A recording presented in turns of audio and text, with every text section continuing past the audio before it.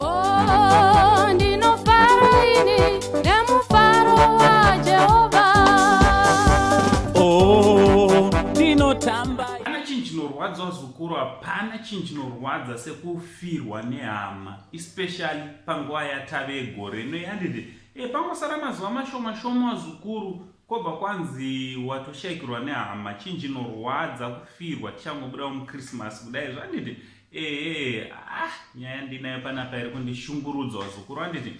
So chiteera kana wanga usati wasubscribe this channel, I kindly ask you to subscribe, turn on your notification bell so that whenever we upload a video you will be notified. Handiti vamwe vanobva vatiko sei uchititi vazukuru chingondigamuchiraiwo sehanzvadzi yamai venyu, hanzvadzi yamai vako iwewe, chidiki chachona chekupedzisira ndina hanzvadzi yamai venyu vazukuru, sekuru sei ndanditi vazukuru tichitoti muri zviri sei kwese kwamuri. Right, pane nyaya yakaitika paChitungwiza apo nemusosvondo, nyaya inorwadza zukuru, nyaya iri kushungurudza zvokutoti kutaura kuno kumapurisa vazhinji vepaChitungwiza vakabatikana, kwete pamapurisa chete nevanhu, nekuti nyaya iyi yaitika kumapurisa handiti. So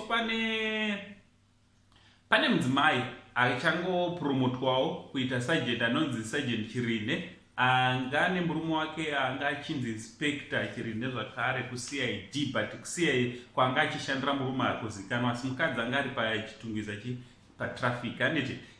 So zvaitika ndezvokuti murume akarequesta kuti nemusi weSaturday kana singakanganise kuenda nayo kumba, enda nayo kumba, anoti iye anga achida kucleana futi, obva apfuura mukadzi wake nemistake. Amenoti ndopa anga achiclear futi mitemo yepfuti vanoziva, abva apfuura mudzimai akarara padumbu. Chinova chinhu chinorwadza zukuru, chinhu chiri kurwadza. May his soul rest in peace handiti. Zvinhu zvinorwadza. Nyaya iyi iri kunzi iri kunaretiwa nemwana wavo uyo ane 14 years, ndiye akaona nyaya yacho nese ichiitika. Chinova chinhu chinorwadza zukuru. Pasiri clear ndepekuti kwaiyo futi inoclearwa kana kuti inocleanirwa mubedroom here wazukuru. Mutema futi hausi kuti inoclearwa panze, cleanirwa panze nekuclear zvese.